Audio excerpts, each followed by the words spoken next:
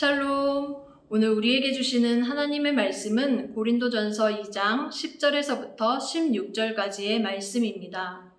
옛말에 10길 물속은 알아도 한 길 사람 속은 모른다라는 말이 있습니다.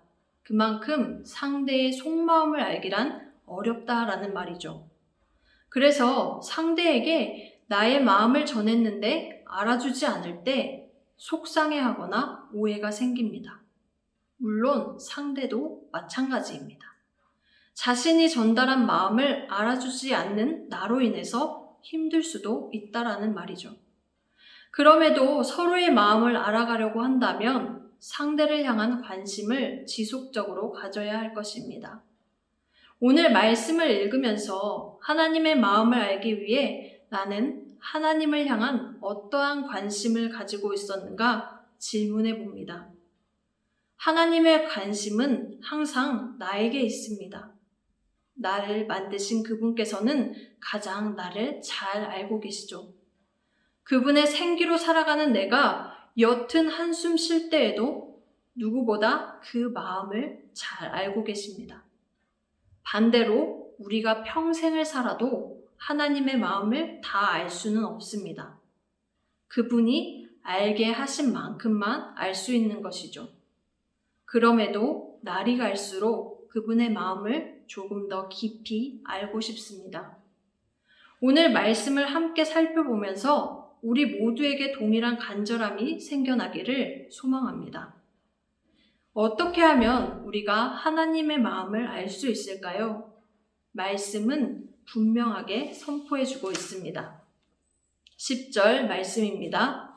오직 하나님이 성령으로 이것을 우리에게 보이셨으니 성령은 모든 것, 곧 하나님의 깊은 것까지도 통달하시느니라.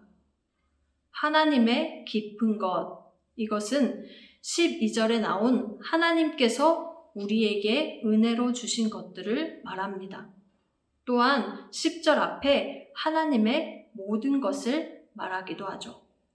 하나님의 마음은 그런데 세상의 지혜로는 결코 알 수 없습니다. 오직 성령으로만 알게 됩니다.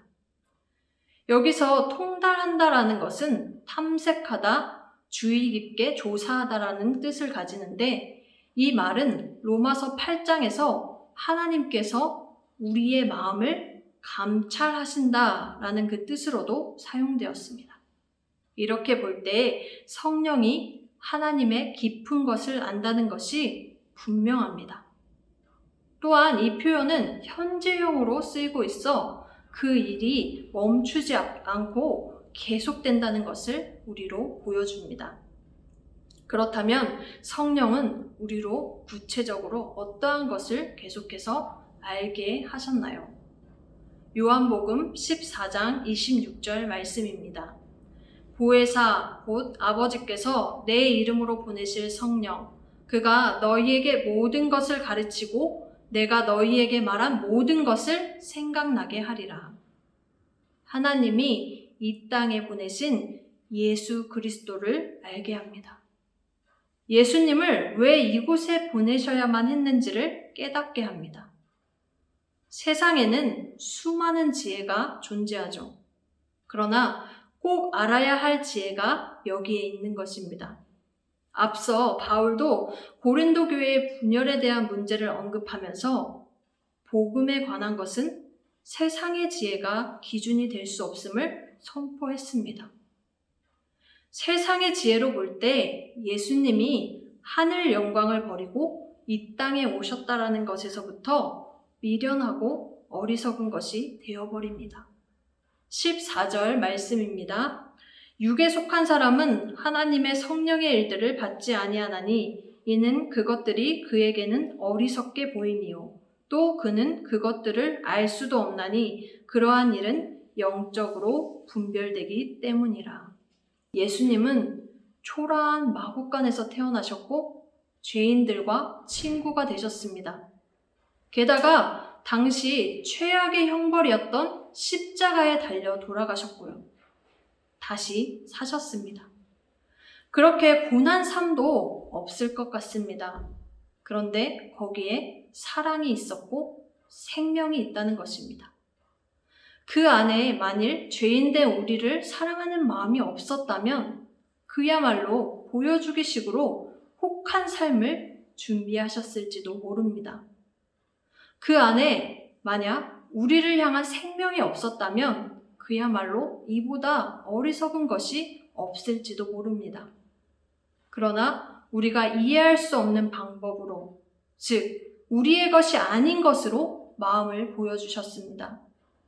그래서 우리의 것으로는 도저히 이해할 수 없는 마음이지만 그 마음을 숨기지 아니하시고 다시 성령으로 밝히 드러내신 것이죠. 11절 말씀입니다. 사람의 일을 사람의 속에 있는 영 외에 누가 알리요? 이와 같이 하나님의 일도 하나님의 영 외에는 아무도 알지 못하느니라. 내가 너를 사랑한다, 생명이 여기 있다 말씀하시는 이 하나님의 마음을 외면할 수가 없습니다. 모른다 말할 수 없습니다. 아니라고 부정할 수도 없습니다. 이 마음을 아는 사람들이 또한 하나님과 힘차게 나아갈 수 있는 것이죠. 오늘 하루 우리 모두에게 성령이 주시는 깨달음이 있기를 간구합니다. 말씀을 정리하며 16절 말씀을 읽겠습니다. 누가 주의 마음을 알아서 주를 가르치겠느냐? 그러나 우리가 그리스도의 마음을 가졌느니라. 아멘. 성령 충만하게 하소서. 성령으로 인해 하나님께 관심을 가지며 날이 갈수록 하나님의 마음을 조금 더 깊이 알아가기를 축복합니다.